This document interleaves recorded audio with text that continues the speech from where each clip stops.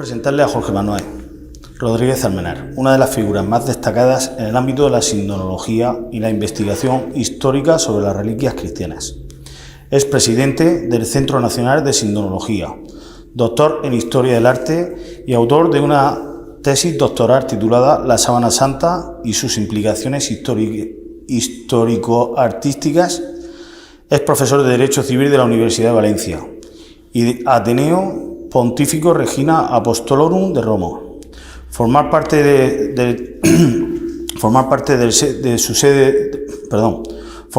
la sede de la Fundación de Lédices, equipo de investigación del Centro Español de Sindonología. Su experiencia es una divulgación extraordinaria, con casi 2000 conferencias impartidas en todo el mundo sobre temas como la Sábana Santa de Turín y el Sudario de Oviedo y el Santo Cáliz de Valencia. Además, ha sido comisario de las dos importantes exposiciones itinerantes, Sábana Santa, un misterio que permanece, y el Santo Sudario de Oviedo. En esta ocasión nos ofrecerá una conferencia titulada El personaje histórico de Jesús de Nazaret, en la que explotará desde su perspectiva rigurosa y multidisciplinar quién fue realmente Jesús en su contexto histórico. Analizará las evidencias disponibles desde el ámbito histórico, artístico y arqueológico, abordando el impacto de su figura en la cultura y el pensamiento universal.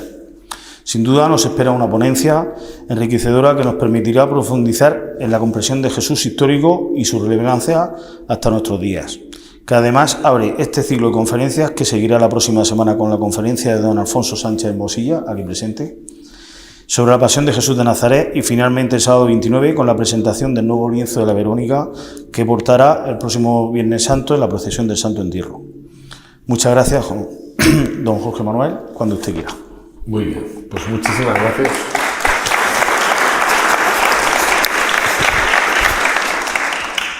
Yo solo matizar una cosa, y es que no nos llamamos Centro Nacional de Sindonología, sino Centro Español de Sindonología. Y antes daba igual, pero ahora cuando uno busca en Internet Centro Nacional de Sindonología no existe. Entonces, eso es interesante, ¿no? O sea, porque aquí no sé si habrá muchos seguidores de Internet, pero pues la gente joven suele buscar lo mismo, y entonces pues el mejor Centro Español de Sindonología. Bien, bueno, pues efectivamente el Centro Español de Sindonología se creó en el año 1987. En aquel momento nos dedicamos solamente a hablar de la Sábana Santa, a divulgar lo que se sabía sobre la Sábana Santa que habían investigado otros.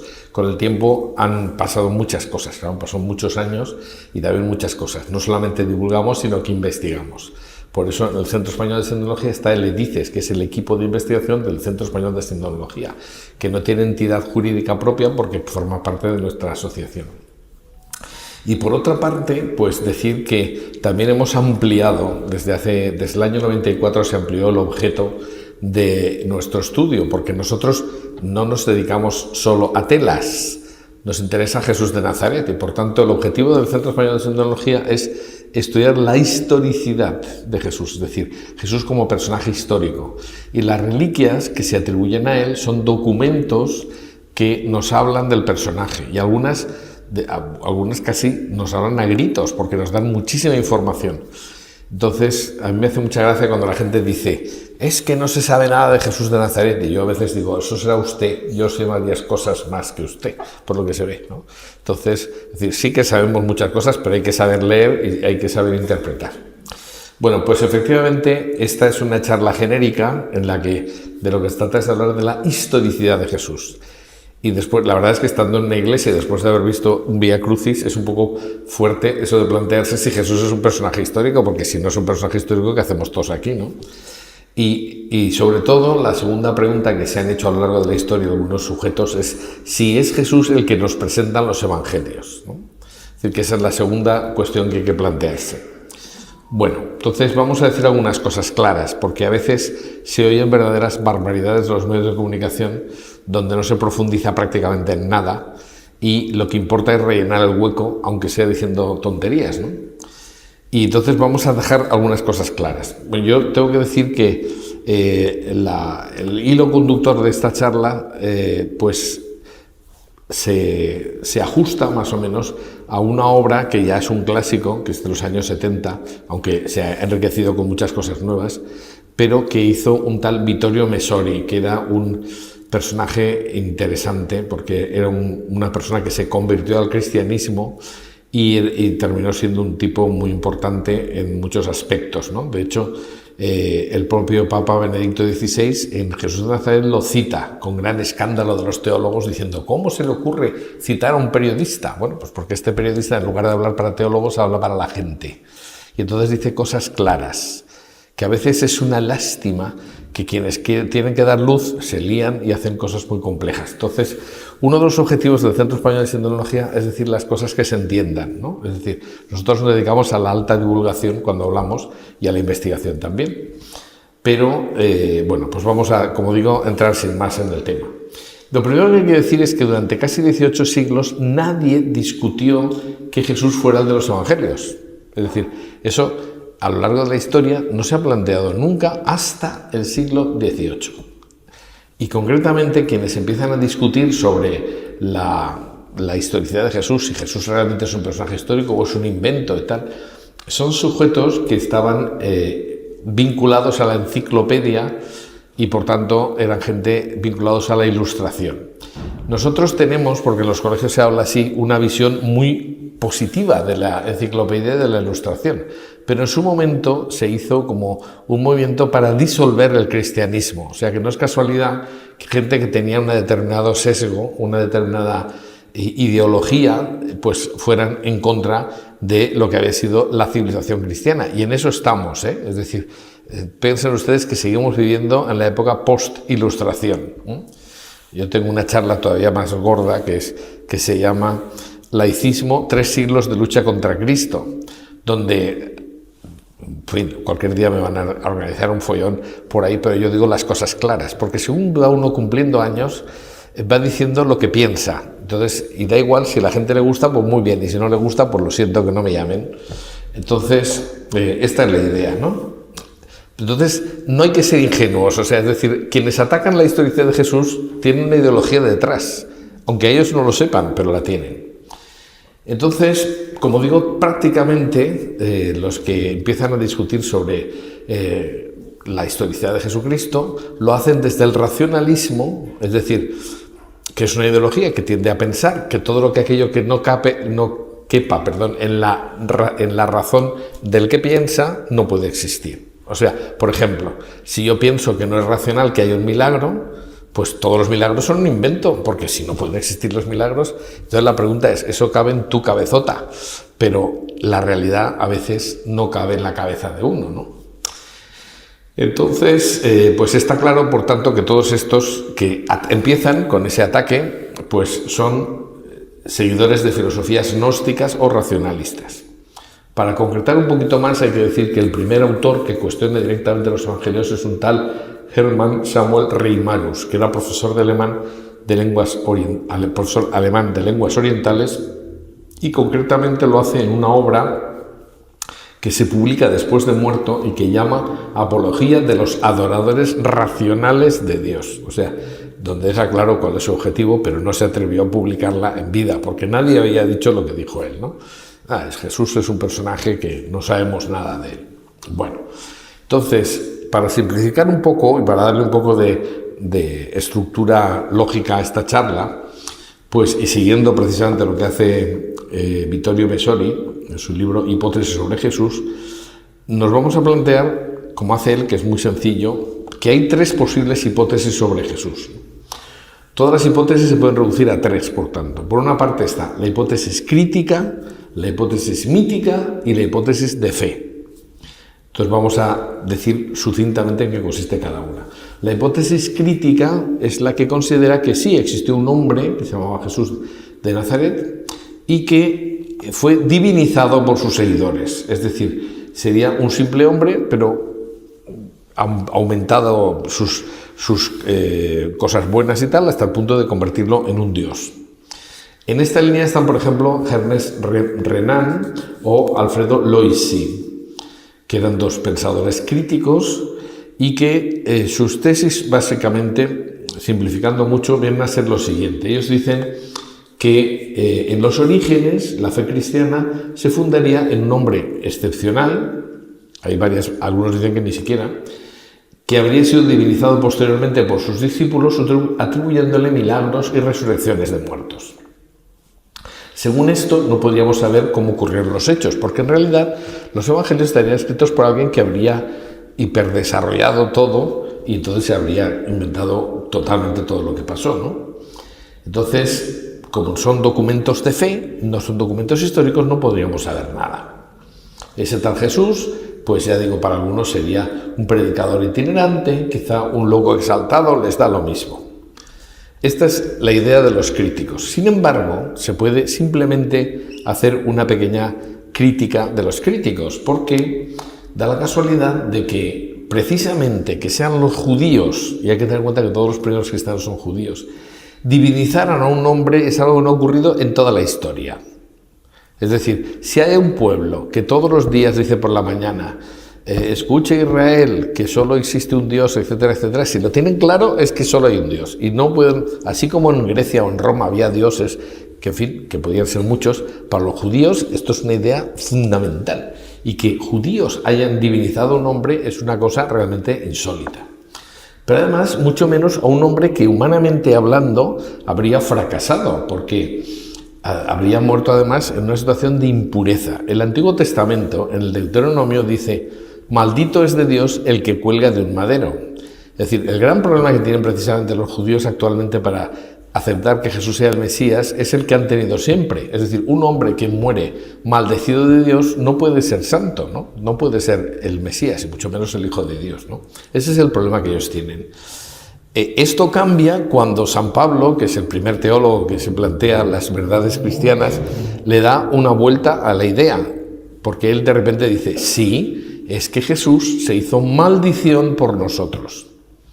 Hay algunas traducciones nefastas que dicen por ahí, se hizo justificación. No, es decir, dice una palabra muy fuerte: Jesús se hizo maldición por nosotros. Y eso es lo que cambia totalmente la visión de los cristianos, es decir, que Jesús muere por nosotros, que es lo que acabamos de ver en el Vía Crucis, ¿no? Bien, entonces, para los críticos, pues sería, bueno, y para los judíos en general sería, mejor dicho, algo desconcertante y blasfemo que un hombre que muere en la cruz pudiera ser hijo de Dios, o ni siquiera el Mesías, ¿no? Y ya digo, sobre todo es que es tan raro que eso ocurra en Israel. Si eso hubiera pasado en otro pueblo, pues tira. Pero por mucho menos llegaron los judíos al martirio colectivo. Entonces, es decir, si hay un principio básico es que solo Dios es Dios, ¿no? De hecho, eso es lo que pasa en algunos pueblos orientales, que consideran que no puede ser que Jesús Dios, porque si es Dios sería otro Dios. Bueno, no entienden la teología cristiana. Pero de momento hay que decir que desde un punto de vista puramente objetivo, pues la postura de los críticos es un poquito absurda, ¿no? Y no vamos a decir más de momento.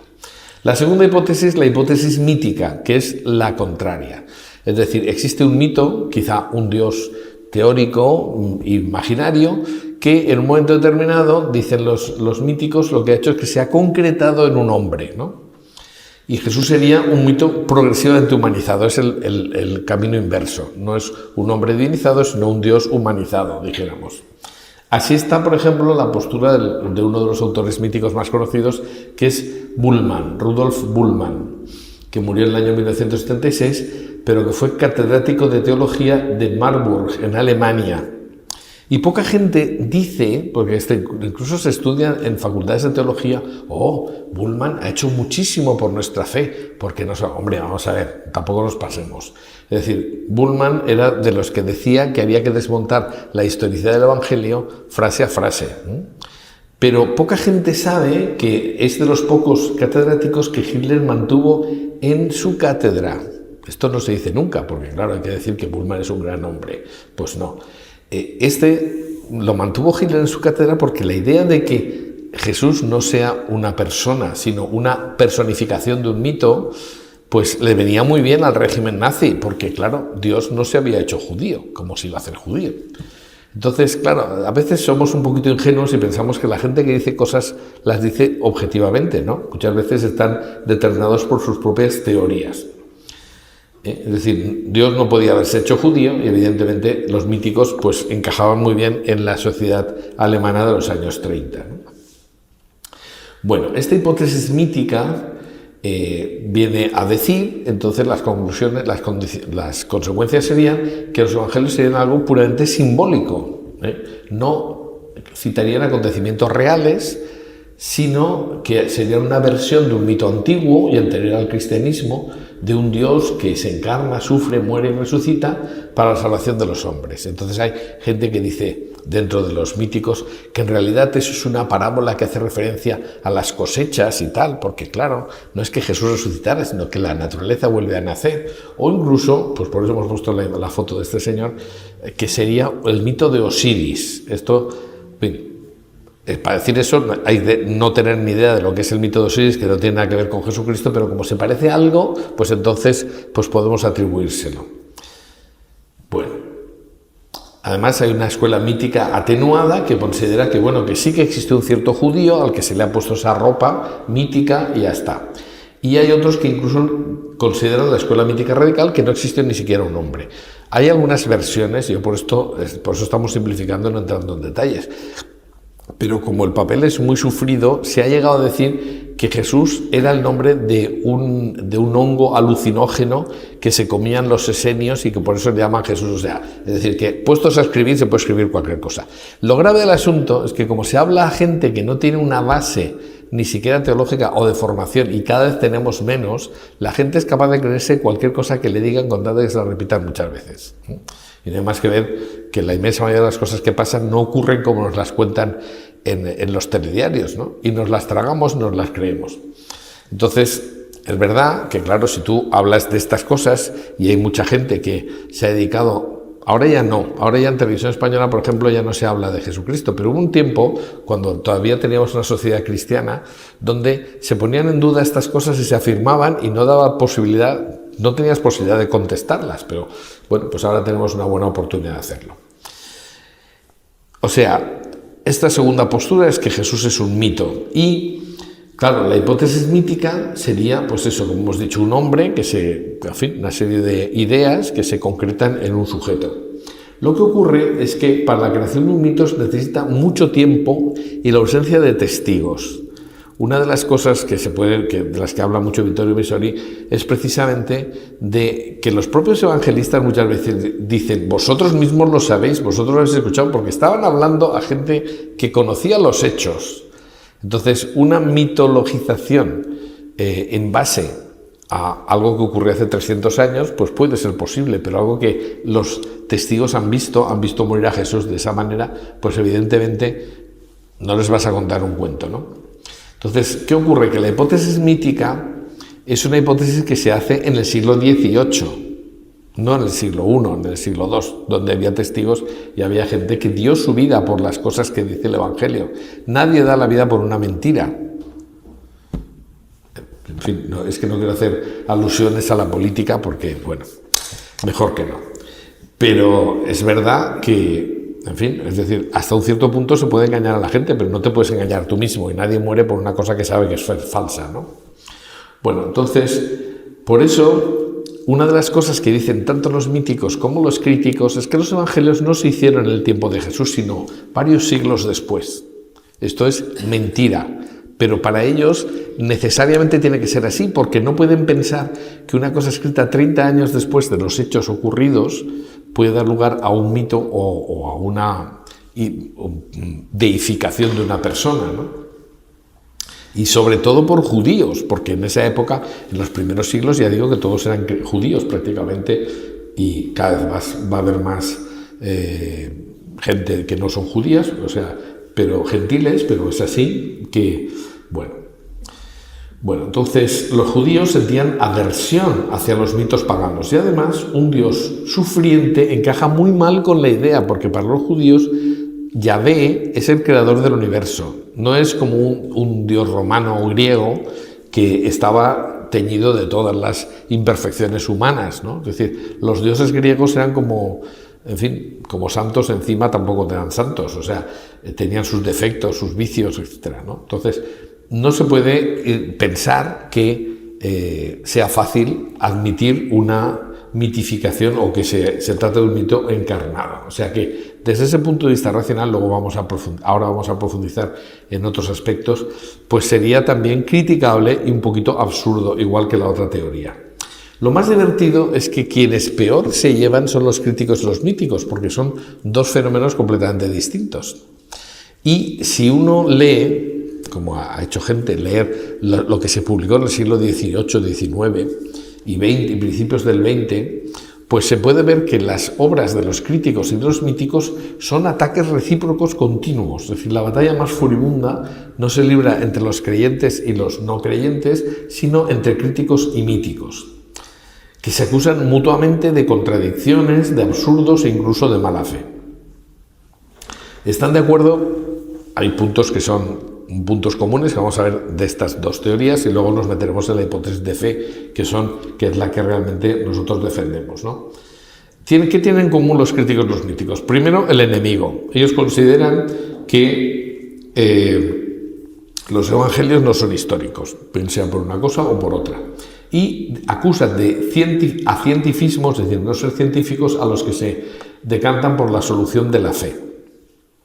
Paradójicamente, si uno lee la postura de los atacados, es decir, los creyentes, pues, por ejemplo, como dice Pascal, que lo dice muy bien, pues la postura de los creyentes nunca ha sido de soberbia en ese sentido. Pascal dice, los creyentes, después de haber tratado de utilizar la razón del mejor modo posible, confiesan que el último paso de la razón consiste en reconocer que hay infinidad de cosas que la superan. Lo cual, la postura de los creyentes es la de quienes piensan que la razón es un instrumento que no lo explica todo. Los críticos y los míticos, al revés, consideran que sus argumentos son tan científicos que no necesitan ni siquiera demostración, como vamos a ver. Pero entonces, lo que tienen en común es que atacan el cristianismo como lo dicen los evangelios. Otra cosa que tienen en común es una cosa muy divertida, que es una contradicción flagrante. Es decir, por un lado, subestiman y minusvaloran los documentos cristianos considerándolos no históricos. Pero cuando los interesan, toman a la carta algunos versículos para atacar el cristianismo. Les voy a poner un ejemplo. Es decir, cuando Jesús está en Nazaret y está hablando con la gente de su pueblo, que hablan en hebreo o en arameo, es decir, una lengua semita, donde no se distingue la palabra hermano de primo, porque es lo mismo, es decir, no es que a los primos se les puede llamar hermanos, no es que se utilizaba la misma palabra, son los parientes próximos. De hecho, es curioso porque en España, que tenemos raíces judías bastante importantes, es el único sitio que yo sepa donde se dice primos hermanos. ¿Por qué decimos eso? Pues porque los hijos de los hermanos, en la cultura judía, se les llama hermanos. Bueno, pues teóricamente esto es una cosa que está perfectamente explicada, que no es materia de ahora, pero que está perfectamente explicada. Pues no saben ustedes la cantidad de gente que ha dicho, Jesús tenía hermanos. A mí, en un programa de televisión una vez, tuve que hacer rectificar a un profesor de griego, bueno, que al final me terminó dando la razón. No se podía decir que Jesús tuviera hermanos, pero él lo había afirmado, ¿no? ¿Y por qué? Pues porque se dice, y como la gente no conoce los argumentos, no se les da motivos para poder rebatir estas ideas, pues se van colando, ¿no? Pero lo que decía era eso, es decir, resulta que según estos señores, los críticos, los míticos, los evangelios no tienen ningún tipo de historicidad. Ah, pero si en el evangelio se dice que los familiares de Jesús existían o que tenía hermanos, eso lo aceptamos a pies juntillas.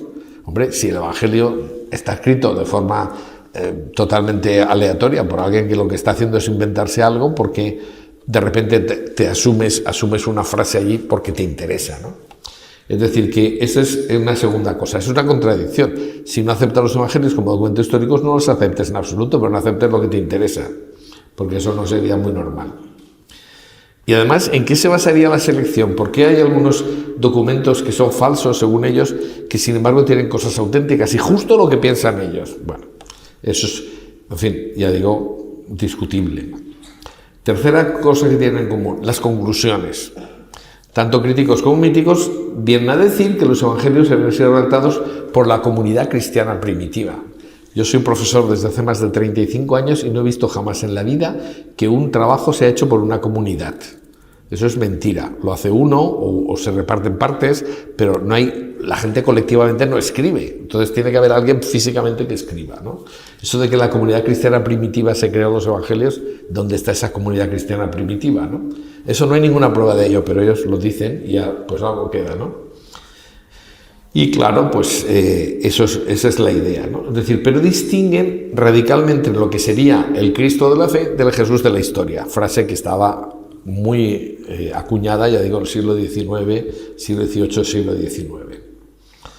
Bueno, lo que pasa es que, como digo, y no quiero insistir en esto mucho porque lo que quiero es construir, y vamos a dedicarnos enseguida a eso, que es la tercera hipótesis, que es la que vamos a desarrollar, pero no obstante hay que decir que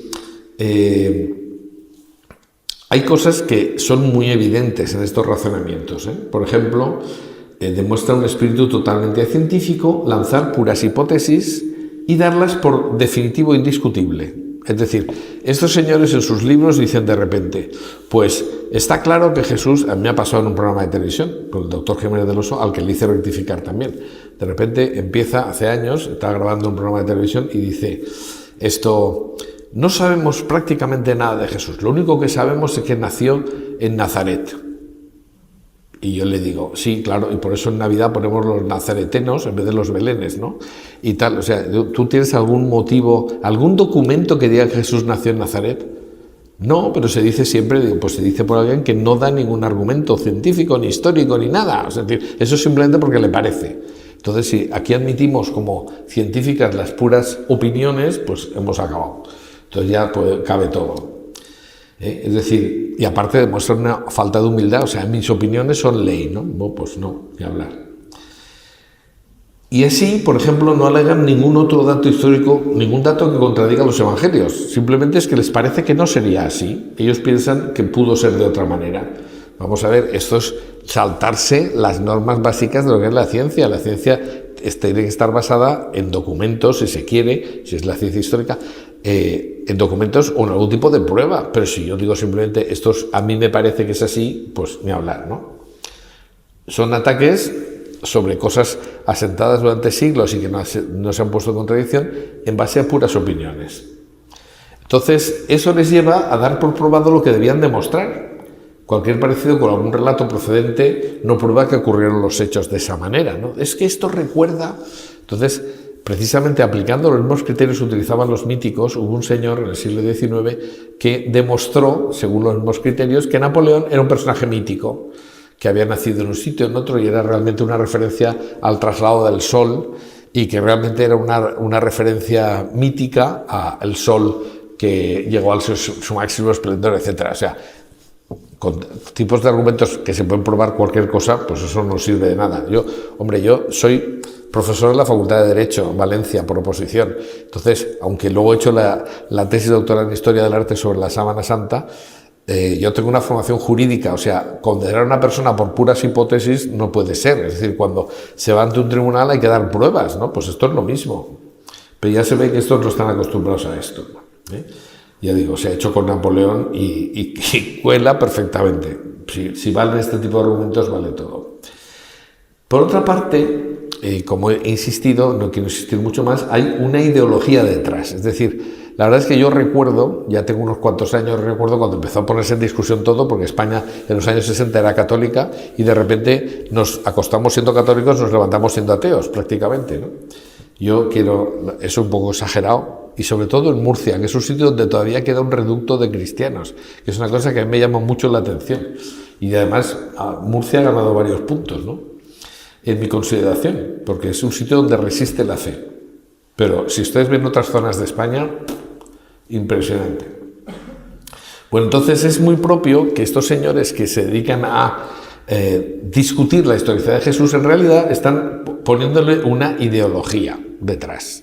Yo recuerdo, pues eso que decía, en los años 60-70, la gente te decía, no, Jesús fue el primer comunista, otros decían, no, fue el primer anarquista, otros fue el primer feminista, otros fue el primer... O sea, eso de atribuirle a Jesús lo que uno piensa y quiere demostrar, pues es un argumento un poquito débil, ¿no?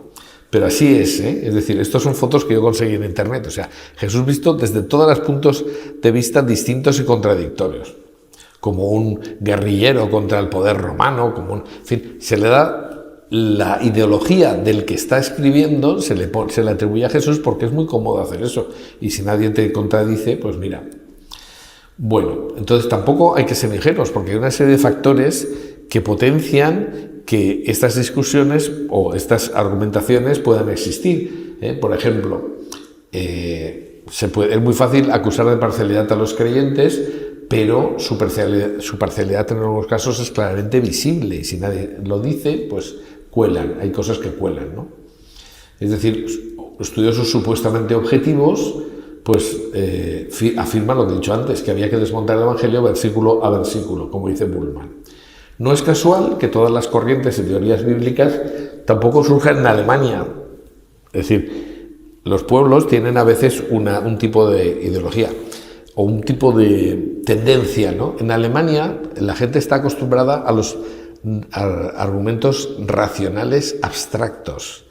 Es decir, aquí en España pues somos más concretos, a decir, oye, no me vengas con historias y a la práctica, ¿no? A la realidad.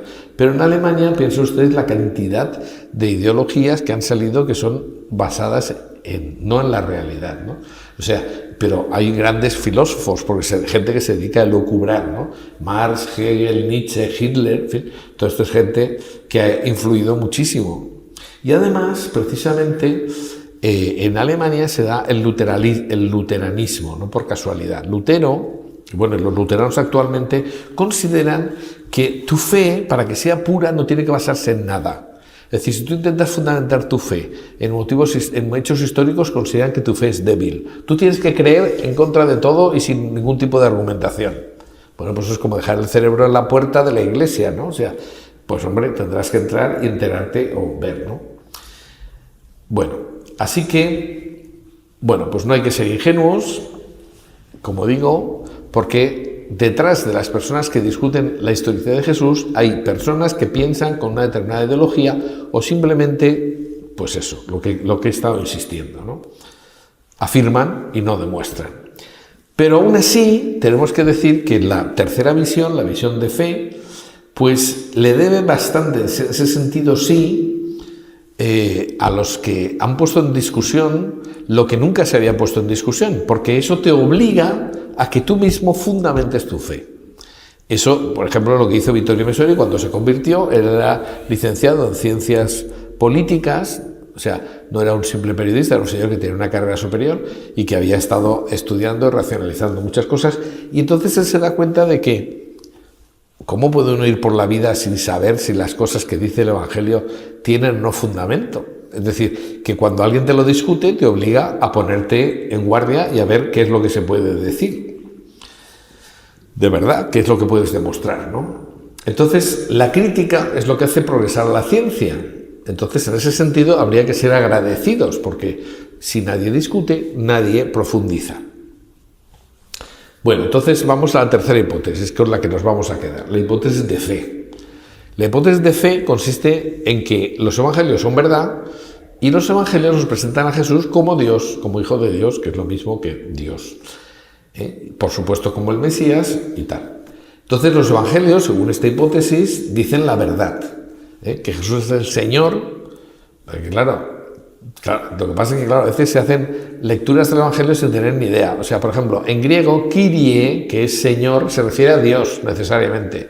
Entonces dice, cuando dice Jesús es el Señor, dice, aquí no dice que sea Dios. Es que en griego eso significa Jesús es Dios. O sea que, y cuando Santo Tomás dice Señor mío y Dios mío, lo está haciendo una redundancia, porque Señor mío ya significa Dios mío, ¿no? Bueno, entonces, los evangelios, según esta tercera versión, dicen la verdad. O sea, Jesús es el Señor y el Mesías profetizado.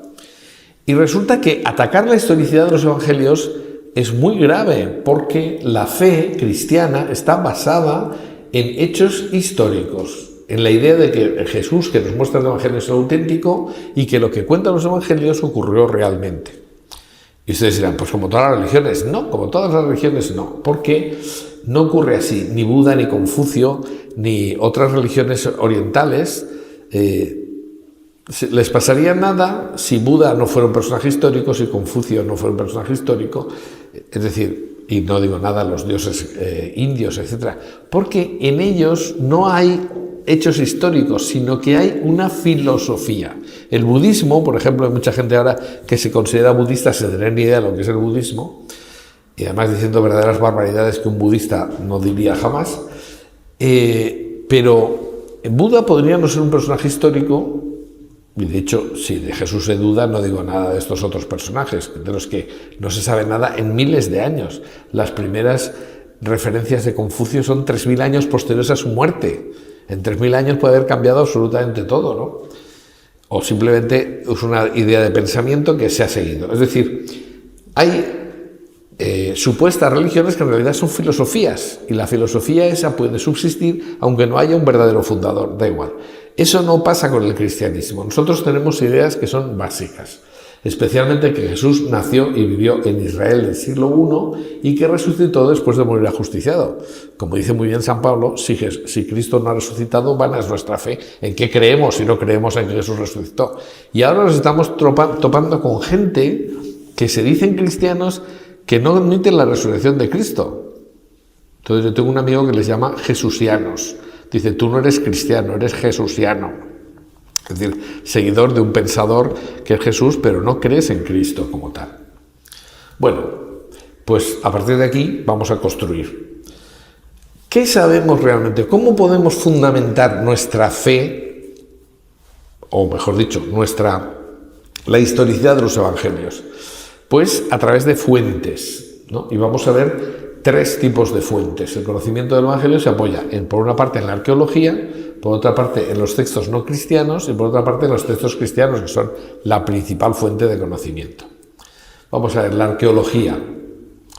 La arqueología no habla directamente sobre Jesús porque Jesús no construyó literalmente nada, pero confirma la exactitud del marco. Como dice muy bien Vittorio Messori, dice, un marco auténtico para un cuadro falso.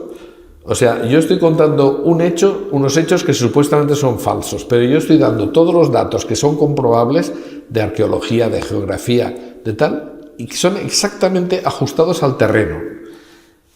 Eso no se puede, por ejemplo, hay cosas tan tontas como que siempre que se habla de que los apóstoles van a Jerusalén, dicen suben a Jerusalén, porque Jerusalén está en una montañita, por tanto, siempre se subía a Jerusalén. O, pues cuando dan datos sobre el lago de Gensaret, o una serie de cosas que se ajustan estrictamente a lo que sabemos hoy en día y lo que la arqueología nos ha dicho. Entonces, hombre, o sea, tomarse tanta molestia en que no haya ningún dato discordante con la realidad para luego contar los hechos que no ocurrieron, un poco absurdo. Pero eso se podría decir desde Alemania del siglo XVI, pero la arqueología lleva los últimos 150 años arrojando luz sobre todo lo que cuentan los evangelios. La arqueología contemporánea ha asestado un duro golpe a la hipótesis de un Jesús inventado en el siglo II o III, porque en el siglo II o III no estaban los judíos en Jerusalén. Jerusalén había sido destruida completamente en el año 70 y pues las referencias que pudieran existir de otras generaciones era difícil que encajaran perfectamente con los hechos que la arqueología nos está diciendo que coinciden con los evangelios. Bueno, es decir, para dar, pues, es decir, la idea de un Jesús mítico, pues encaja mal con una situación en que está perfectamente descrita la realidad arqueológica. Vamos a decir algunos hechos. Yo tampoco quiero pasarme mucho, pero voy a decirles algunos, es que podemos dar montones de hechos. Por ejemplo, se ha discutido por parte de los críticos, los míticos, que existiera Nazaret.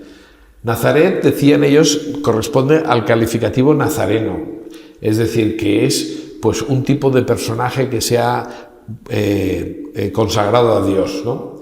La ciudad de Nazaret, decían, no ha sido citada nunca en el Antiguo Testamento ni aparece en los antiguos comentarios hebreos de la Escritura. También es verdad que Nazaret era una ciudad dormitorio donde vivían los trabajadores que construían la capital de Galilea, que no era Nazaret, hoy día es Nazaret la ciudad más grande, pero en el tiempo de Jesús era Séforis. Interesante eso, pero en fin, nos llevaría muy lejos también. Pues bien, pero tan sencillo como que en el año 1962 un equipo israelí dirigido por el profesor Avi Yonah extrajo una lápida de mármol negro en la que había 4 líneas de inscripciones en escritura hebrea cuadrada y que es con toda seguridad anterior al siglo III antes de Cristo, donde se cita Nazaret. O sea, no es verdad. No hay ninguna referencia hasta entonces. Ahora sí que las hay. Por tanto, Nazaret existió y se conocía. No era una gran ciudad. Por eso digo, porque era una ciudad donde vivían los trabajadores que estaban construyendo Séforis. Pero desde una a la otra se veían. Séforis era una ciudad levantada sobre una montaña, esa es la referencia que Jesús dice, una ciudad construida en la montaña, bueno, en fin, habla de eso, ¿no? Bien, podríamos decir muchas más cosas, pero podríamos dar otra charla sobre precisamente quién era Jesús desde el punto de vista de su filiación, todo eso también se puede hacer, pero no es el objetivo ahora mismo. Nazaret, por ejemplo. Bueno, Nazaret está vinculado a Jesús de alguna manera. Bueno, pues fíjense ustedes que en la Basílica de la Anunciación se ha encontrado, debajo de la Basílica, una población, por supuesto.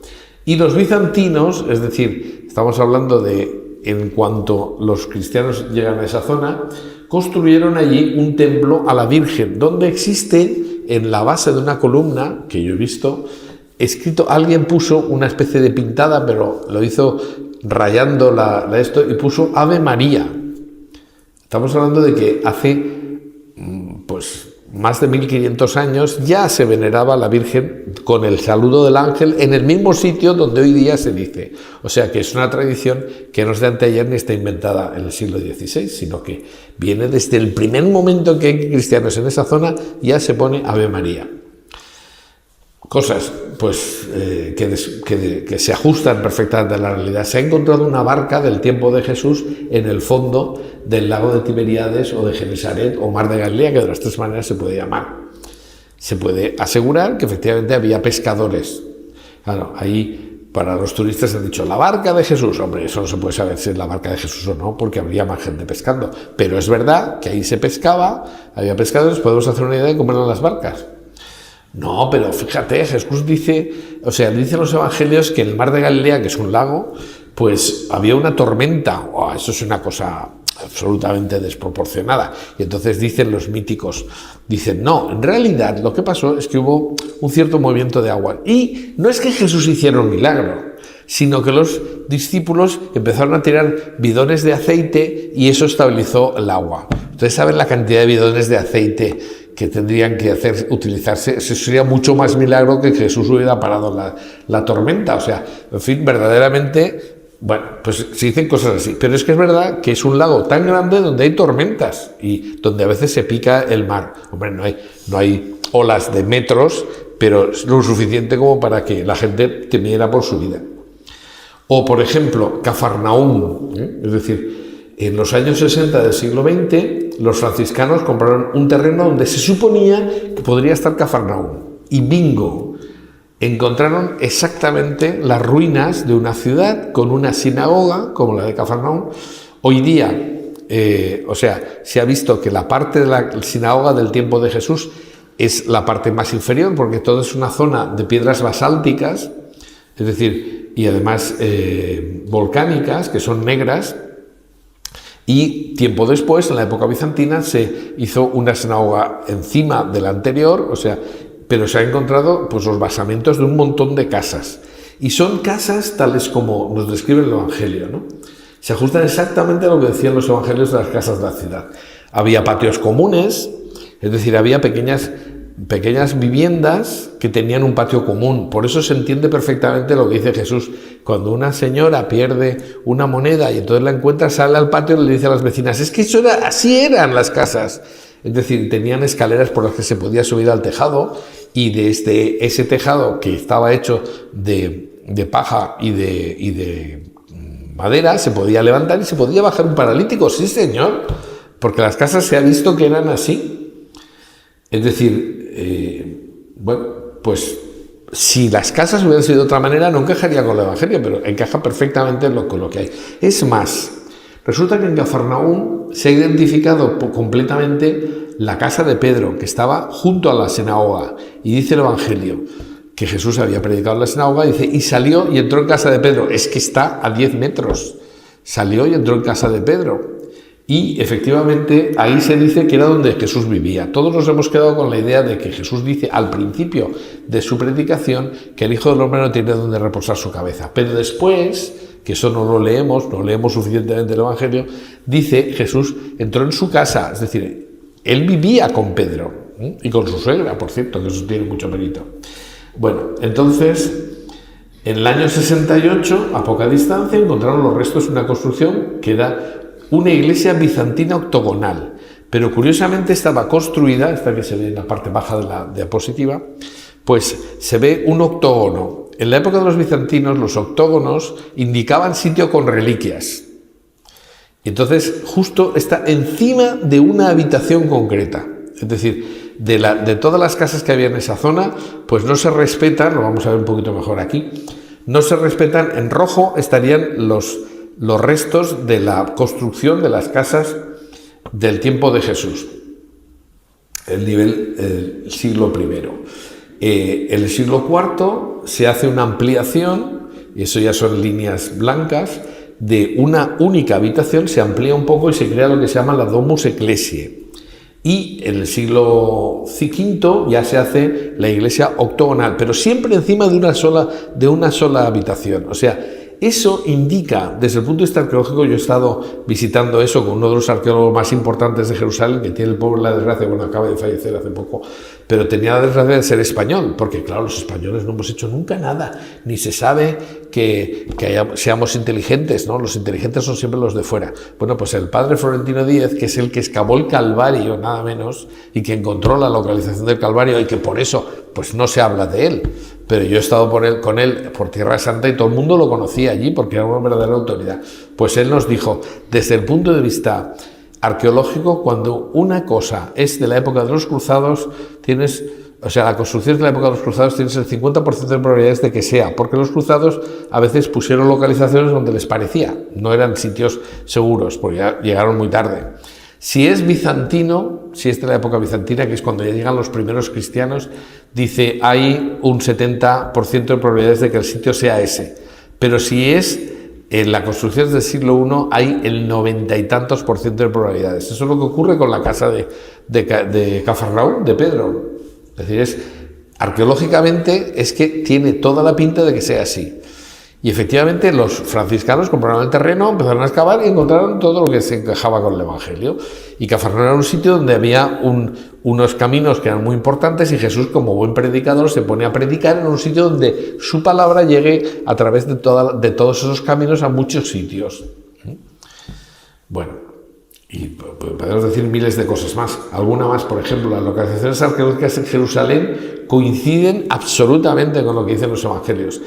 Es verdad que la gente que va a Tierra Santa, que les recomiendo que vayan antes de que se mueran, porque hay gente que cree que tiene que cumplir los 80 años para intentar ir a Tierra Santa. Lo que hay que hacer es ir o lo antes posible, ahorra o nunca, ¿no? Como decía aquel.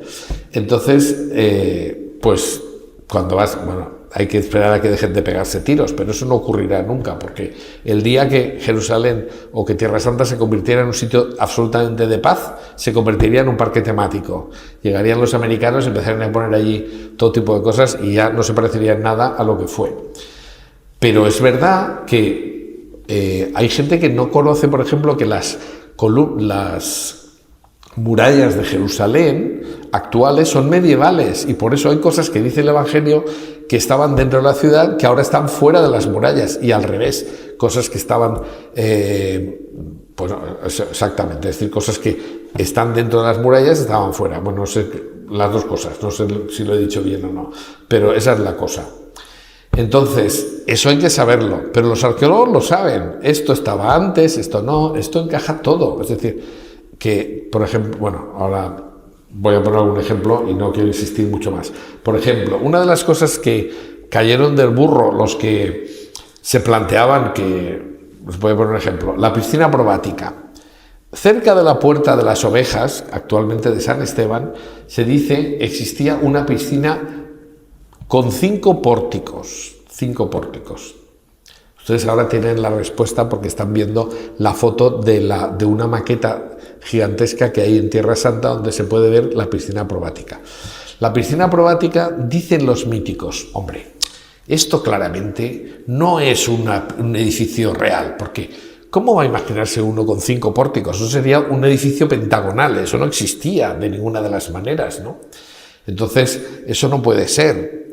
Y entonces, de repente, un mítico dice, no, en realidad, el sentido profundo del Evangelio es que había un paralítico que estaba allí tumbado al lado del agua de la piscina probática, y tenían la tradición los judíos de que cuando se removían las aguas era porque entraba un ángel y entonces se podía producir un milagro. Entonces la gente que quería curarse se metía en el agua y entonces se curaba.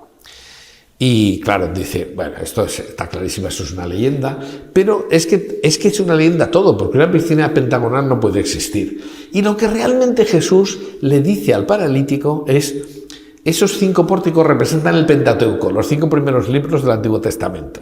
Y entonces lo que dicen es que el paralítico dice que nadie le introduce la Biblia, y Jesús le dice que no hace falta porque él lo cura. ¡Hala! Ya te has hecho una cosa muy bonita y te has inventado una cosa.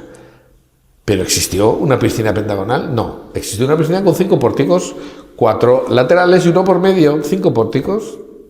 Y los judíos, cogiendo el Evangelio de Juan, han ido allí, han excavado y lo han encontrado. Entonces, claro, es muy bonito imaginarte que todo esto es mítico, pero si existe el sitio, no hay nada más que decir, ¿no? En fin, dice Vittorio Messori, la piscina probática pasó de los libros de los que refutaban la historicidad del Evangelio a los guías de los turistas que iban a Jerusalén, porque efectivamente todo el mundo pudo comprobar que la piscina probática existía. Cosas tan sorprendentes como que cuando uno va al Monte de los Olivos hay olivos, pero es que lo más sorprendente es que hay olivos, hay 8 que tienen más de 2000 años y que o bien son algunos testigos de la oración de Jesús en el huerto de los olivos, o bien son retoños, porque aunque los hubieran cortado, los olivos, si no arrancan las raíces, vuelven a brotar. Por tanto, esos olivos son un testimonio de lo que dicen los evangelios. Si en el Monte de los Olivos no hubiera olivos o no hubiera Monte de los Olivos, es difícil que fueran hechos históricos lo que narran los evangelios, pero mira tú por dónde coincide todo. No solamente eso, se dice que Jesús fue juzgado no en el Sanedrín, delante de los judíos, sino que fue llevado a la casa del sumo sacerdote, Caifás. Y se ha encontrado, porque en Jerusalén, ¿dónde hay una casa que tenga mazmorras? Pues solamente el sumo sacerdote, que tenía una guardia del templo, podía tener un sitio donde tuviera detenidos. Y efectivamente el Sanedrín era el Tribunal Supremo de Jerusalén. Y por tanto tenía la opción de la posibilidad de detener, que los que detienen a Jesús en el Monte de los Olivos no son los romanos. La gente se entiende a poner siempre que hay soldados que sean romanos, no, eran de la guardia del templo.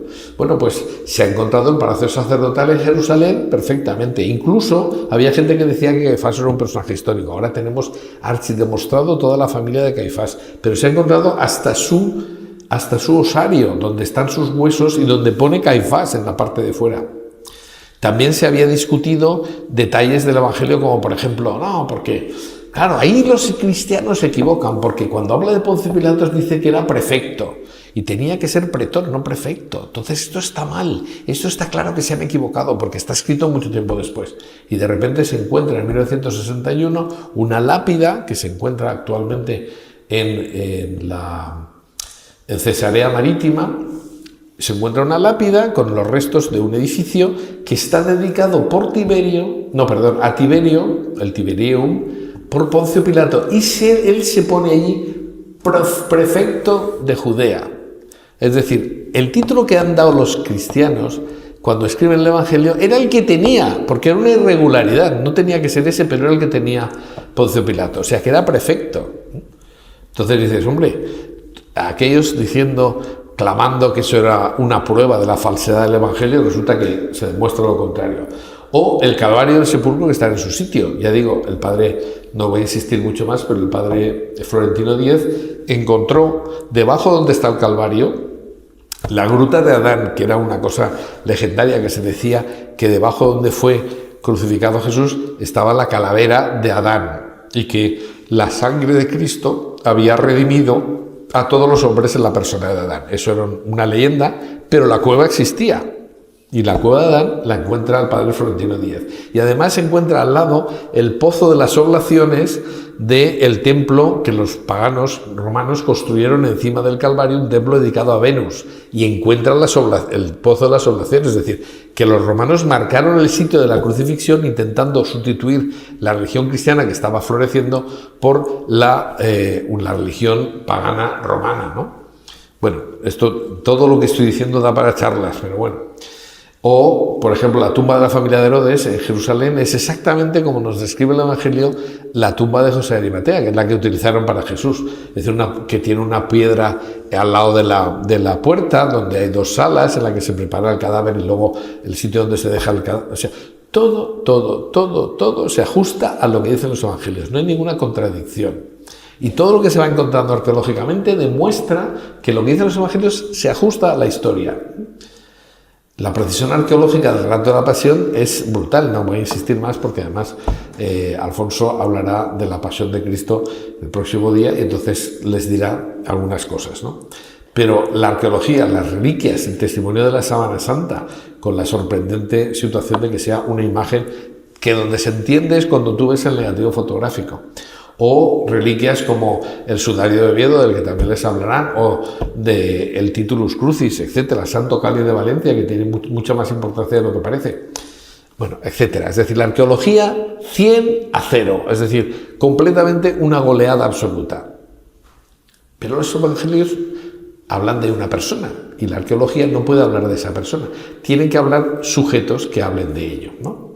Entonces, ¿qué fuentes tenemos? Bueno, pues hay judíos y paganos de los 2 primeros siglos que eran hostiles a la fe cristiana, pero no obstante citan a Cristo de alguna manera. Vamos a ver. Por ejemplo, Flavio Josefo. Este era un personaje muy curioso que empezó la guerra contra los romanos en el lado de los judíos y luego se pasó al otro lado. Es decir, de hecho se llamó Flavio en honor a la familia Flavia, que era la de los emperadores romanos. En realidad era Josefo, y se había convertido en un defensor de los romanos, se cambió de bando. Pero nos da muchas referencias de lo que eran las antigüedades judías. Tiene un libro escrito sobre eso que ha llegado a nosotros. Y este era un historiador judío muy próximo al tiempo de Jesús, y en las antigüedades judaicas o judías, en el año 93-94, nos da, perdón porque he pasado demasiado rápido y no he terminado de leer lo que estaba ahí. Habla de Jesús en 2 textos, eso es lo que quería decir. En el primer texto, por ejemplo, Flavio Josefo cita a Juan el Bautista, de quien cuenta la predicación y el suplicio, coincidiendo exactamente con lo que dice el principio de uno de los evangelios, que habla de la predicación de Juan el Bautista, la primera. Y a Santiago, primer obispo de Jerusalén, cita la lapidación y al que le designa como el hermano de Jesús, apodado el Cristo. Jesús apodado el Cristo, no Santiago, ¿no? El hermano de Jesús, siguiendo la tradición judía de llamar hermano a los primos, porque efectivamente no existían. Con esto de los hermanos de Jesús es muy curioso porque tú sigues leyendo los evangelios y cuando te dice quiénes eran las hermanas de la Virgen y tal, y sus hijos y tal, y son los mismos que dicen en Nazaret, el pasaje que he dicho antes, no es este el Tectón, el hijo del Tectón, y dice, no son sus hermanos y sus hermanas, y da los nombres, y esos nombres resulta que aparecen como sobrinos de la Virgen o de San José, o sea, que no está tan complicado esto, o sea, es cuestión de leerlo. Pero, precisamente, en las antigüedades judías, Flavio Josefo da un testimonio que se llama el testimonio flaviano. Es verdad que el testimonio flaviano sirvió en cierta medida para atacar la historicidad del Evangelio porque Flavio Josefo tiene unas frases que han sido interpoladas, es decir, se han añadido frases, es decir, no se tiene, sí se tiene, pero ya veremos cómo. Es decir, aquí dice el testimonio flaviano, dice, existió en este tiempo Jesús, hombre sabio. Y luego dice, por ejemplo, si cabe llamarle hombre, eso un judío no diría eso. Y efectivamente eso es una interpolación. Y así todo lo demás, que ahora vamos a leer. Pero afortunadamente para nosotros, para los cristianos, resulta que por la vía de los árabes llegó el mismo texto sin interpolaciones. Y entonces, aun quitando las frases que pueden ser añadidos, de alguien que está copiando y dice, vamos a hacer, que es un flaco favor, porque claro, si manipulas el texto ya le quitas la autenticidad a todo. Pero hemos conseguido el texto sin las interpolaciones cristianas. Y entonces aún así, fíjense la cantidad de cosas que dice. Voy a leer solo lo que sabemos seguro que dijo Flavio Josefo. Existió en este tiempo Jesús, hombre sabio, ya que hacía cosas extraordinarias y era maestro de hombres que acogen con placer la verdad. Atrajo así a muchos judíos y también a muchos griegos. Habiéndole castigado Pilato con la cruz, o sea, corrobora la muerte de Jesús por Pilato en la cruz, por denuncia de los valores notables entre nosotros, los judíos. Sin embargo, no desistieron aquellos que le habían amado desde el principio. Todavía hoy no ha decaído la tribu de los que a partir de él son llamados cristianos. Caramba, esto está escrito en el año 90, o sea, en el año 93 concretamente. Pues es un testimonio antiquísimo, luego veremos el valor que tiene. Un testimonio antiquísimo que corrobora a grandes rasgos lo que sabemos por los evangelios, o sea que un invento absoluto no será. Otro historiador, Tácito, este es un historiador romano que se piensa que tuvo acceso a algún informe oficial de Roma despachado por Poncio Pilato. Y este dice, concretamente, un rumor infamante atribuyó a Nerón la orden del incendio, se refiere al incendio de Roma. Para cortarlo de raíz, fingió él unos culpables y entregó a las más refinadas torturas a unos hombres detestados por sus fechorías, a quienes el pueblo llamaba cristianos. Este hombre le venía de Cristo, quien bajo el reinado de Tiberio fue condenado al suplicio por el procurador Poncio Pilato. Coincide con que Jesús murió y que era considerado un hombre que hacía grandes cosas, ¿no? Y los seguidores detestados por los romanos son los que se le atribuyen a Nerón el incendio de Roma. Otro, Suetonio, este es otro historiador romano un poquito posterior. Este vivió entre el año 75 y el 160 después de Cristo, ¿no?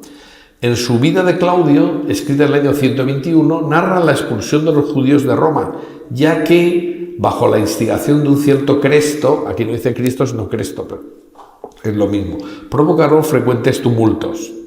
Bueno, Plinio el Joven refiere a Trajano, entre el año 111 y el 113, que un gran número de personas solía reunirse en un día establecido antes del alba para cantar en versos alternos un himno a Cristo como si fuera un dios, dice Plinio el Joven.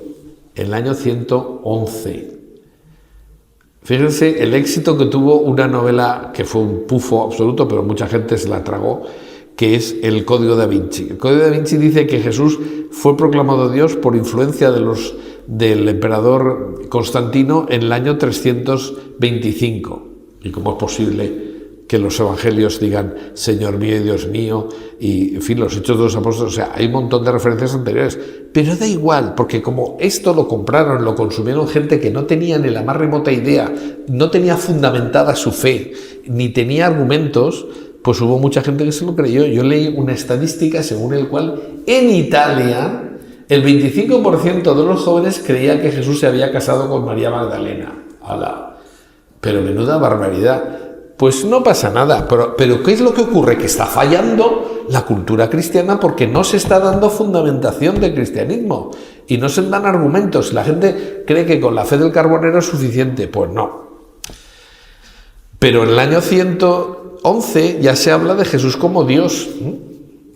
Bueno, y además hay referencias arqueológicas, por ejemplo, en el Monte Palatino, en un palacio bastante importante, en la zona de los esclavos, había aparecido una cruz y además una blasfema donde se ve a un crucificado con cara de burro y a alguien así adorando y pone Alexamenos adora a su Dios. Y es un burro crucificado. Es una burla de los otros esclavos a uno que era cristiano. Pero dice... Uno reconoce en el siglo I que Jesús murió crucificado y que se le veneraba como un dios, nada menos.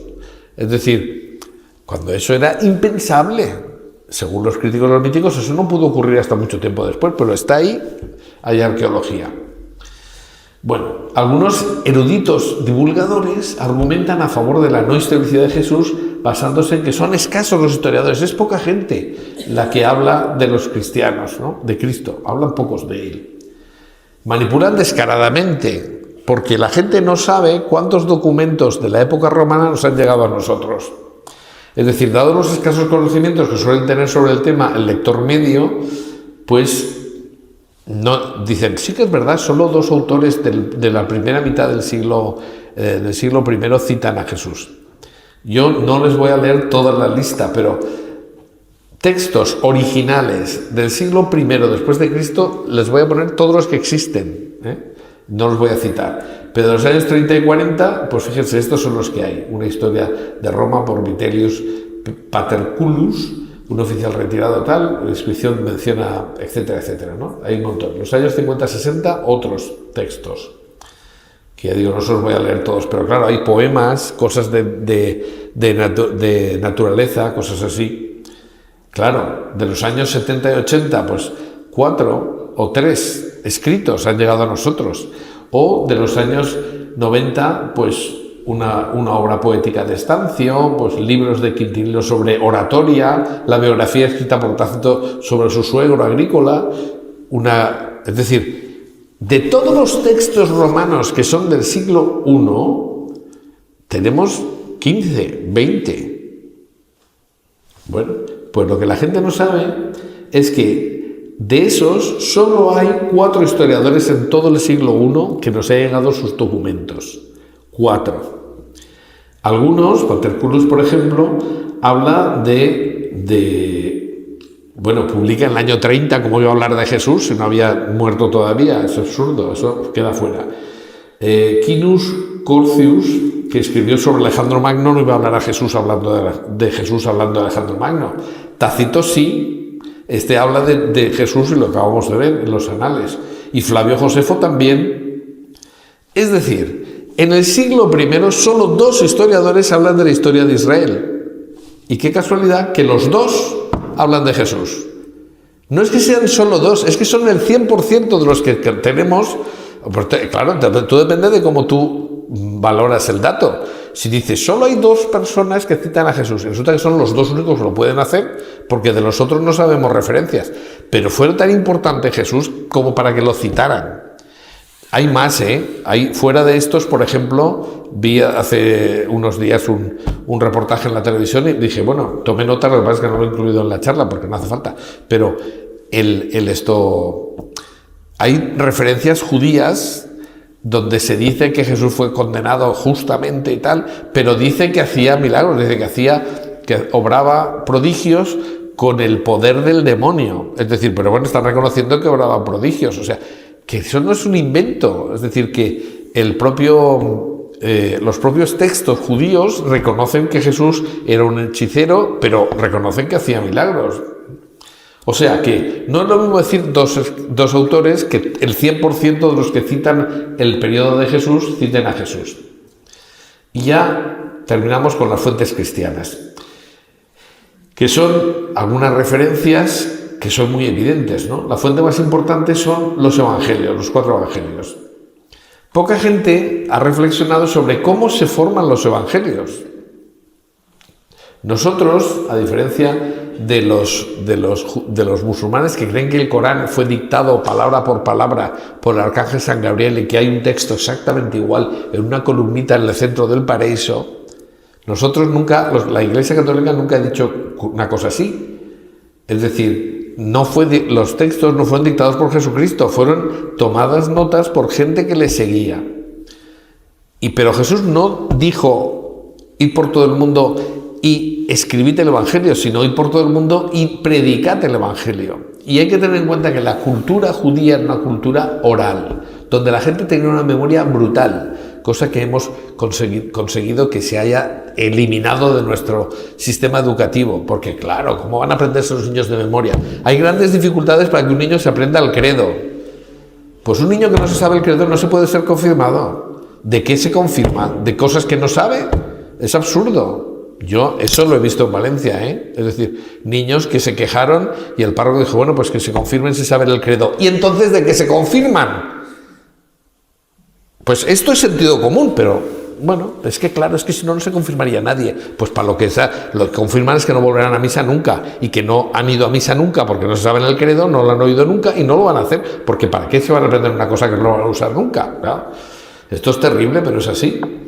Entonces, el Catecismo de la Iglesia Católica nos enseña que la transmisión del Evangelio se hizo de acuerdo con el mandato del Señor oralmente. Dice el Catecismo de la Iglesia Católica: los apóstoles, con su predicación, sus ejemplos, sus instituciones, transmitieron la palabra lo que habían aprendido de las obras y palabras de Cristo y lo que el Espíritu Santo les enseñó. Y después, por escrito, los mismos apóstoles y otros de su generación, en la primera generación, pusieron por escrito el mensaje de la salvación inspirados por el Espíritu Santo. Es decir, la primera etapa es la vida y la predicación de Jesús. La segunda es cuando Jesús les dice que vayan y prediquen el Evangelio. La tercera es cuando se redactan por escrito los Evangelios, probablemente en base a algunos apuntes que ya se habían tomado. Y a mediados del siglo II es la propia Iglesia la que acepta en el canon cuáles son los textos evangélicos inspirados. Y eso surge porque ya en aquel momento se pensaba que había gente que estaba manipulando el mensaje de Cristo, atribuyendo creando evangelios falsos para enmascarar la ideología, por ejemplo, gnóstica, ¿no? Bueno, entonces esto daría para muchísimo más, pero como es muy tarde, vamos a ir acelerando, ¿no?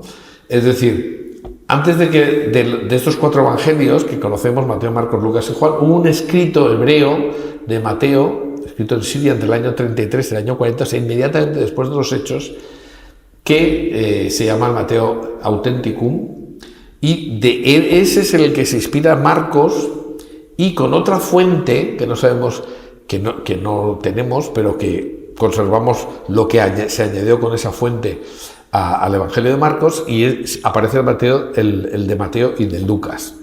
Es decir, la Iglesia lleva muchos años estudiándose el origen de los Evangelios, cómo se forman, se conoce perfectamente. La Iglesia Católica es la que ha descubierto muchos Evangelios apócrifos y los ha publicado. Cualquiera puede ver en un libro de la BAC todos los Evangelios apócrifos que existen. No es, como dice el Código da Vinci, un secreto que guarda el Vaticano, porque entonces destruiría todas las verdades de fe. Mentira cochina, o sea, pero eso es falso, pero da igual, porque como la gente no lo va a comprobar, pues da lo mismo. Bueno, entonces, esa fuente Q, el Evangelio, esa fuente que viene de Q porque en alemán se dice Quelle, no se pronuncia en alemán, no sé si se pronuncia así, pero dice, hay otra fuente aparte de Marcos, porque hay cosas que no dice Marcos que sí que dicen Mateo y Lucas, ¿no? Bueno, pues, pero se sabe la genealogía de cómo llegan los textos, ¿no? Ni es un documento que permanezca en secreto, como dice el Código da Vinci, ni tampoco es un documento que está en hebreo, no es verdad. O sea, bueno, hay un montón de cosas que se dicen que son falsas. En cualquiera de los casos, tenemos 4 evangelios. Los primeros se llaman sinópticos, sinópticos significa paralelos, porque tú pones los escritos de Mateo, Marcos y Lucas y son prácticamente paralelos, siguen el mismo esquema. Y luego está Juan, que escribe posteriormente. Actualmente ya antes se pensaba que había sido escrito en el año 100. Ahora ya se está pensando que están escritos como muy tarde en el año 90. Juan es el que más vivió de los evangelistas. Y añade alguna reflexión teológica, pero da datos muy certeros. O sea, porque Juan conoce ya los evangelios de Mateo, Marcos y Lucas y entonces añade algunas cosas. Y cosas que se habían confundido, como por ejemplo, la mujer que llora a los pies de Jesús y le seca, rompe el frasco y tal y cual, dice Juan, esta era María, la hermana de Lázaro al que Jesús resucitó. No era María Magdalena, a no ser que sea la misma, que no hay ninguna duda, ninguna certeza de que lo sea. Es decir, ya la gente empezaba a confundir las cosas cuando en el año 90 Juan escribe para aclarar algunas que estaban. Por eso el Evangelio de Juan es distinto de los otros, porque lo que hace es que añade cosas para complementar las que sí que conocía todo el mundo. Bueno, y vamos a terminar con 3 preguntas. 3 preguntas para ser muy concretos. ¿Por qué hay evangelios no canónicos? Es decir, se ha dicho, no, es que la Iglesia aceptó los que le venían bien y negó los que ponían en duda su poder, porque eso siempre es una cuestión de poder. Dicen, segunda pregunta, ¿y no se deformarían los textos originales? Y tercera pregunta, ¿se escribieron lo suficientemente pronto? Pues tenemos respuesta para las tres cosas. Primero, ¿por qué evangelios no canónicos? Los evangelios no canónicos se llaman apócrifos. Apócrifo quiere decir oculto. Pero es que realmente a lo largo de la historia se han encontrado a veces un texto que es siglos posterior a los hechos, donde se recoge un relato que parece que se atribuye a Jesús. Pero ese relato ni había circulado por todo el cristianismo, ni era aceptado por nadie, más que por ese grupito donde se enseñaba eso. Y muchas veces sabemos que efectivamente eran grupos, por ejemplo, los gnósticos, que eran una herejía anterior al cristianismo, y los gnósticos querían legalizar, dijéramos, su filosofía atribuyéndosela a Jesús. Y hay padres de la Iglesia en el siglo II que dicen, ojo, porque hay gente que está escribiendo textos que no son de Jesús y son un timo. Y la Iglesia tendría que aceptar todo. O sea, si ahora escribo yo una novela sobre Jesús y me lo invento todo, dentro de 100 años alguien dice, ¡ay, un texto original! Pero ¿quién ha dicho que es un texto original? No lo es. Entonces ya digo, estos evangelios, por ejemplo, los más graves, dijéramos, son los hallados en Nag Hammadi. Yo he estado en Egipto y he visto no los papiros que están extraídos, pero sí las fundas donde estaban. Efectivamente se encontraron en el valle del Alto Nilo una serie de textos, un grupito, que son estos. Y ahí están todos los que salen todas las herejías, pero son evangelios gnósticos. O sea, por ejemplo, el evangelio donde dice, el evangelio de Judas, el evangelio de Tomás y tal, donde se dice que Jesús besó a María Magdalena, no tienen ninguna fiabilidad, porque esos ni fueron conocidos ni se distribuyeron en ningún sitio, solamente estaban en un pequeño sitio, y ahí estaban. Entonces, los evangelios gnósticos son el mejor ejemplo de lo que he dicho, ¿no? De que visten a Jesús con su propia ideología porque les convenía. Entonces, como digo, los padres de la Iglesia se quejaron de eso y nos dan una idea de lo que pensaban estos grupos filosóficos antiguos, cosa que es muy interesante, pero desde luego no eran cristianos.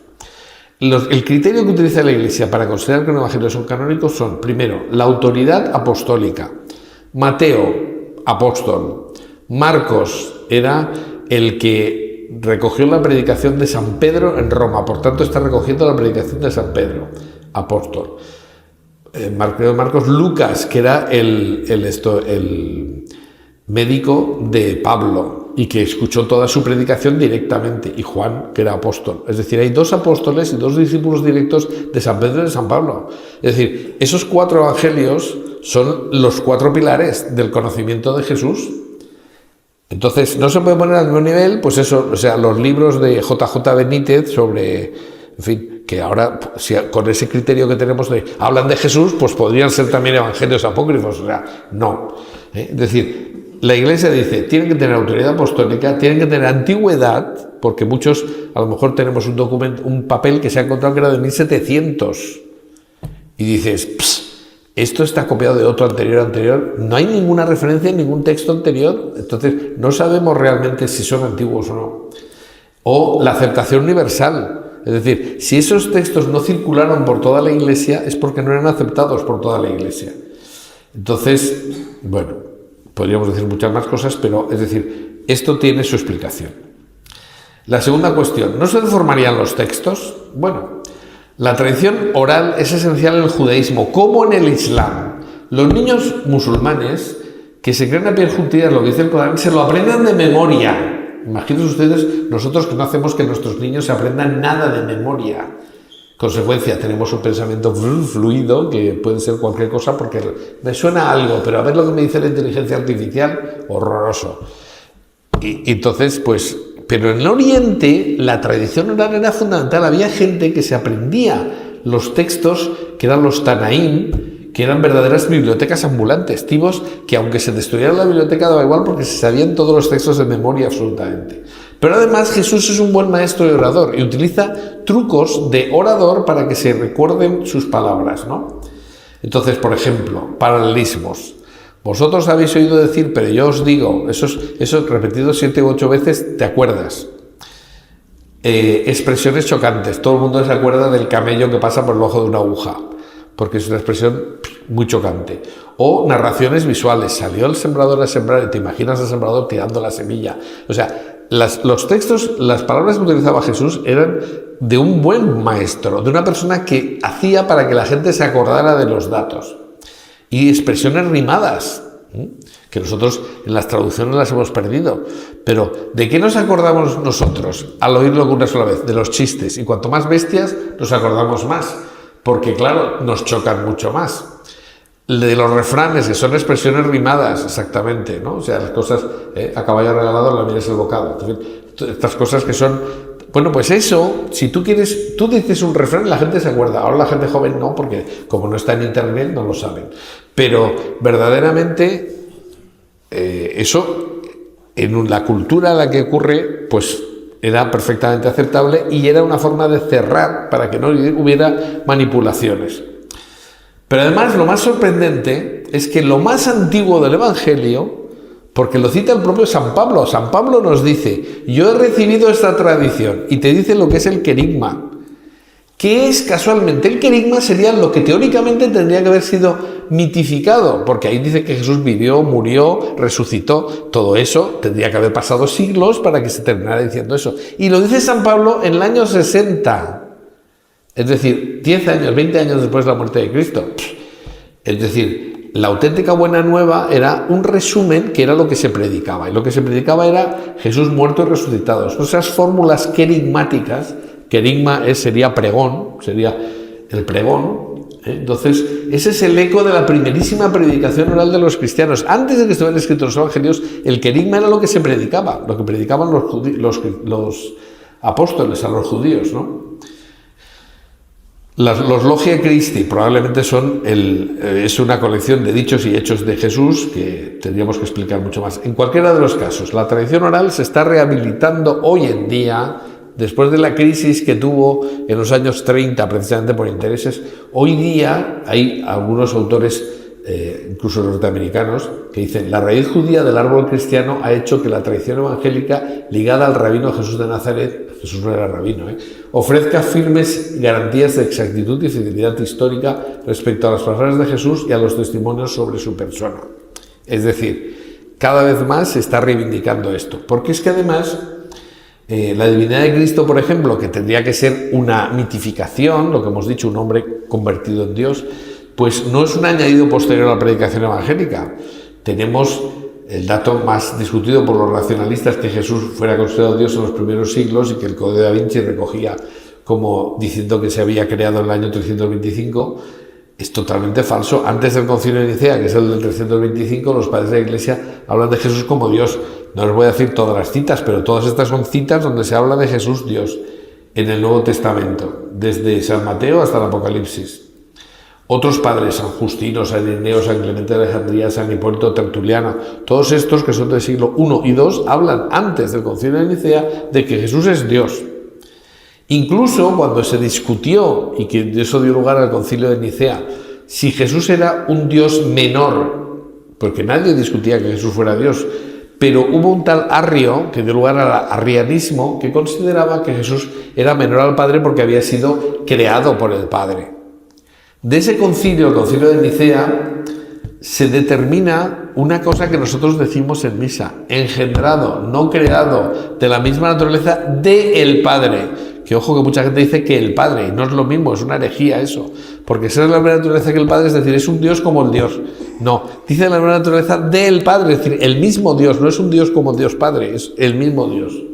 Engendrado, no creado. En fin, todas estas cosas que ahora no se les da ninguna importancia, pero es que es fundamental saber en qué cree un cristiano para ser cristiano. Y bueno, da igual, porque los niños, en fin, podría contar anécdotas, pero no quiero hacerlo. Pero es que además el Código de Da Vinci dice que fue impuesto por el emperador el carácter divino de Jesús. ¿Saben cuántos votos obtuvo en el Concilio de Nicea? Arrio, 2 votos, 2, de más de 300. Es decir, había una absoluta unanimidad a favor de que Jesús era Dios y que era igual al Padre. Pero es que, claro, había textos del Evangelio clarísimamente de los padres, no había ninguna discusión. Última pregunta. ¿Se escribieron suficientemente pronto? Y esto es tumbativo. Si no nos creemos la historicidad de los evangelios como fuente de la historicidad de Jesús, no tendríamos que creer nada de nuestra cultura, nada. Vamos a ver algunos datos. A ver, papiros que se han encontrado, esto solamente voy a citar algunos, papiros que se han encontrado de los evangelios. Pues hay uno que está datado en el año 125, que es el papiro Raylands griego, que se encontró en 1935, que fue descubierto en las arenas del Medio Egipto, y son 114 letras griegas del Evangelio de Juan, que es precisamente el último que se escribió. O sea que si esto es del año 125, pues este es un texto que es 35 años después del original de San Juan. Pero el Evangelio de Juan es unánimemente considerado como el último escrito en el Nuevo Testamento. Y además se ha demostrado que este fragmento encontrado en Egipto es copia de un original griego escrito en Éfeso en torno al año 100. O sea, eso es una copia de la copia directa del Evangelio de Juan, nada menos. Bueno, pues, o sea, antiquísimo. Ahora luego veremos la comparación con otros textos. Bueno, pues en plena discusión, esto es muy gracioso, en plena discusión, en los años 30, sobre si los evangelios eran un texto histórico o no, aparece en el papiro Raylands y resulta, no se lo van ustedes a creer, el texto que se recoge aquí es precisamente un fragmento del diálogo de Pilato y Jesús. Y entonces Jesús le contesta a Pilato, dice, luego tú eres rey, y Jesús afirma, sí, como dices, soy rey. E insiste, yo para esto he nacido y para esto he venido al mundo, para dar testimonio de la verdad.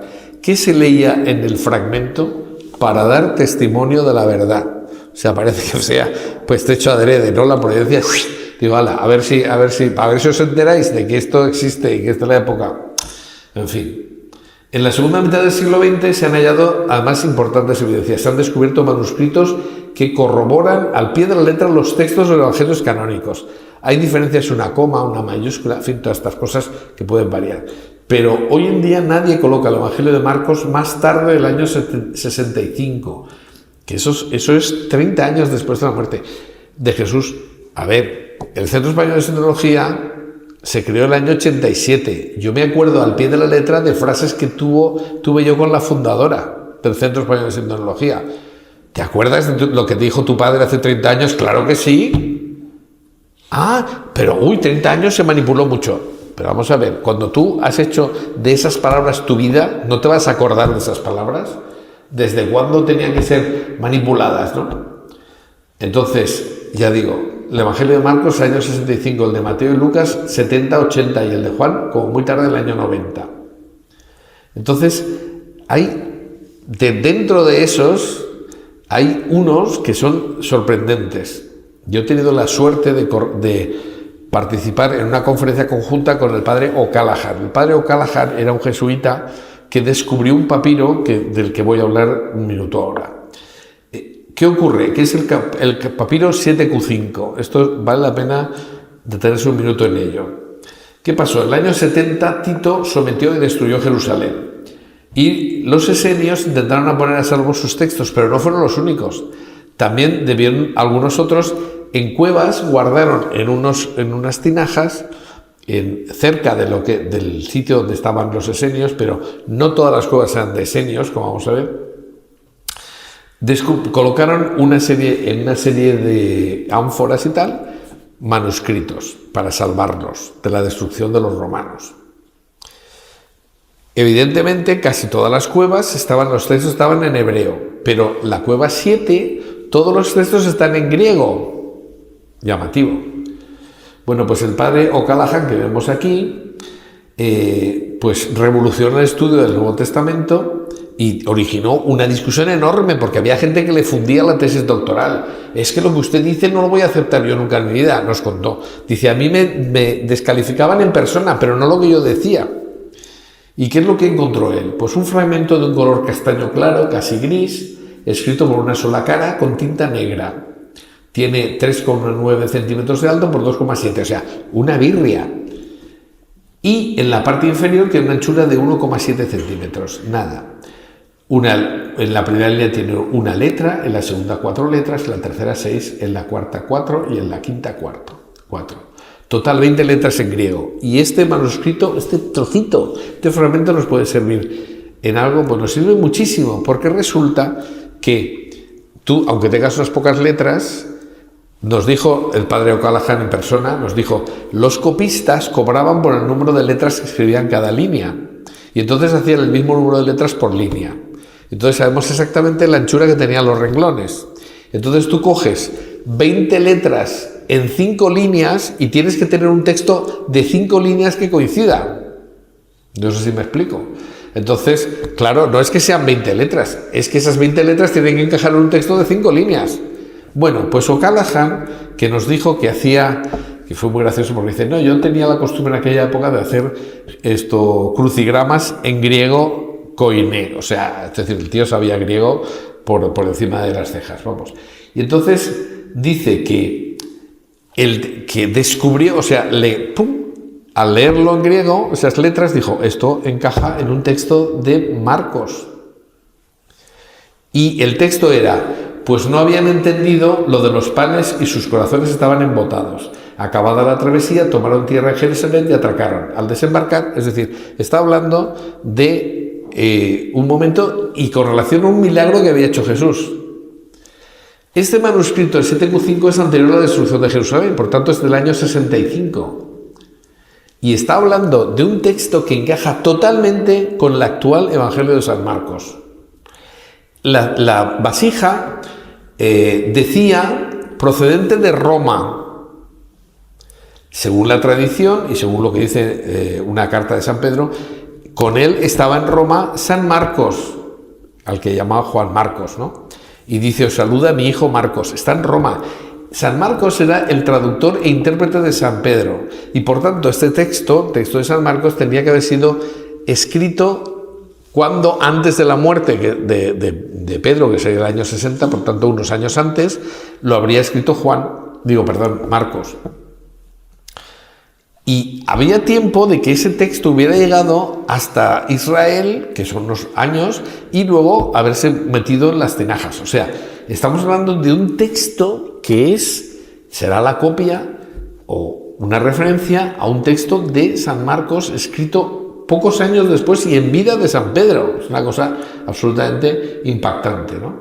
Marcos, según la tradición, era el discípulo de San Pedro y recogió su predicación en Roma.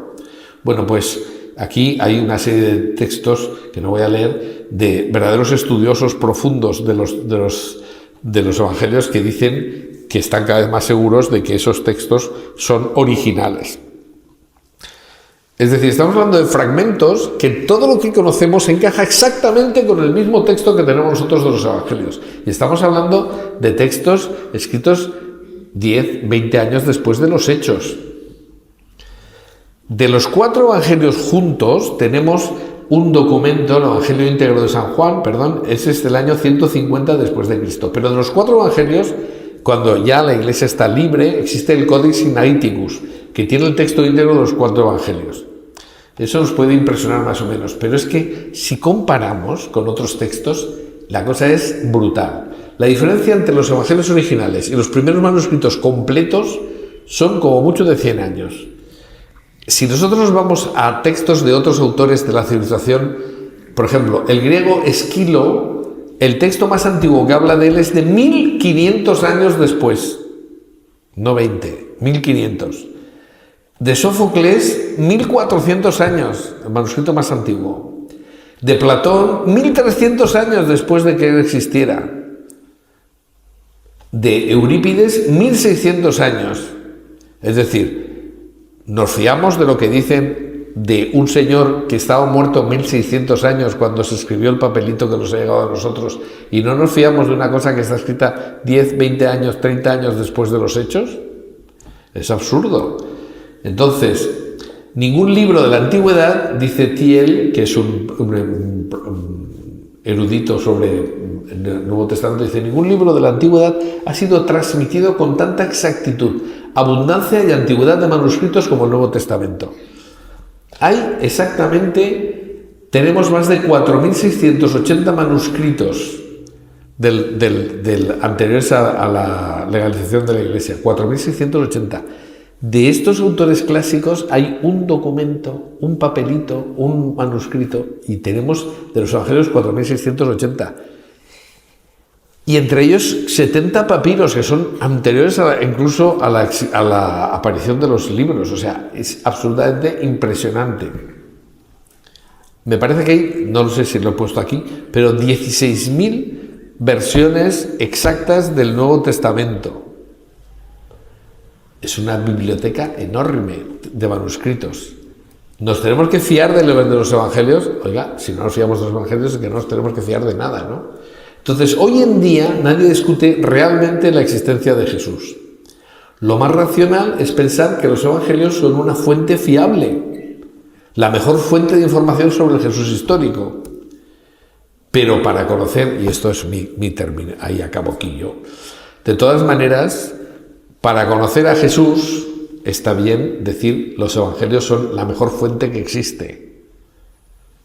Pero yo les diría algo más, ya que estamos en una iglesia. Para conocer a Jesús hay que tratarle en persona, porque tenemos la suerte que le podemos tratar en persona. Y para eso no se necesita ser especialista de nada. De manera que, ánimo y adelante. Pues muchas gracias.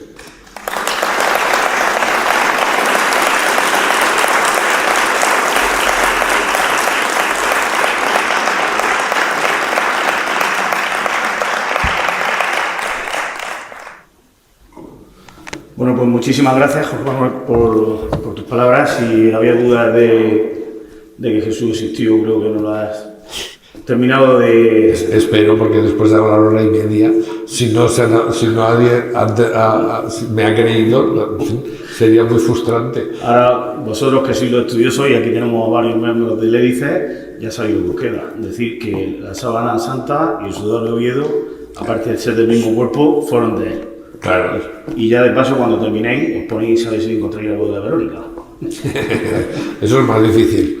Bueno, pues nosotros, para un pequeño detalle, no sabíamos exactamente lo que podíamos darte, pues hemos encontrado un sello antiguo, un sello de Italia, donde aparece la sábana santa. Entonces, pues nada, agradecértelo, la charla que nos ha dado, espero que la hayáis disfrutado. La semana que viene tenemos la de Alfonso y ya pues seguiremos. Muchísimas gracias a todos. Bueno, pues nada. A la vuelta y ponte aquí. A ver, espérate que vamos a ir por ahí. A ver que no me caiga yo, porque eso solo faltaría. Hombre, qué bonito, sí, sí. Este es un sello que conocía, pero no lo había visto así en persona nunca, o sea que es muy agradecido. Muchísimas gracias. Estupendo. Y no sé si don Felipe quiere decir algo para terminar. Claro, estamos en tu casa. Le acaban de pasar el embolado.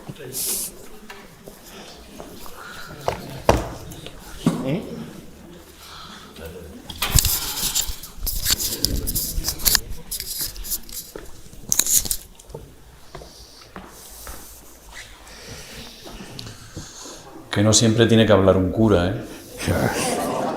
Y menos después de la conferencia. Gracias en primer lugar por ese sutil hilo entre la fe y la ciencia. No siempre es fácil. Podemos caer en ese racionalismo, podemos caer en esa ilustración pura y dura, donde el sentido del misterio se desvanece. Y por otro lado, pues también podemos caer en ese fideísmo, ¿no? También, si no nos formamos, si no damos razón de nuestra fe, pues no sirve absolutamente de nada. Y por eso, sobre todo, gracias por recordarnos la insistencia en que tenemos que estar formados y la insistencia de que tenemos que dar razón de nuestra fe con argumentos, y con argumentos sólidos. Y luego, en segundo lugar, pues también darte las gracias, aunque es verdad que uno se vuelve loco con tanto papiro, con tanto escrito, con tanto libro, pero hay que hacerlo. Sobre todo el sentido importante que ya en su momento San Lucas al principio del Evangelio él mismo lo dice, he perdido mucho tiempo en intentar encontrar todos los documentos posibles para que esto sea lo más histórico posible. Es decir, el propio Lucas da al principio de su Evangelio un sentido en el cual él ha gastado muchísimo tiempo en intentar recopilar, tanto a nivel escrito como a nivel oral, para crear un Evangelio acorde a la historia. Y por eso, bueno, pues te agradezco también, es verdad que los escritores no cristianos quizás siempre son los más reconocidos y los más argumentados, pero también estos otros escritores y esta formación de los propios evangelios, donde ellos no pretenden otra cosa que no sea que dar razón histórica de que Jesús realmente existió. Por eso, pues esa doble gracias, por recordarnos la necesidad de formarnos y recordarnos también pues esa historicidad de este personaje. A mí me gusta decir, cuando este tema lo trato en la universidad, que estamos en el top 1, ¿no?, de los personajes históricos más importantes o más influyentes de la historia de la humanidad. Pues Jesús es del que más se ha escrito, Jesús es el que más se ha pintado, Jesús es el que más se ha esculpido. O sea, no estamos ante un personaje cualquiera, estamos ante el personaje que más ha influido en la historia de la humanidad. Y conocerlo a través de la historia, pero como ha dicho al final, en ese pequeño alegato, a que la intimidad con Cristo es la que nos hace conocerlo.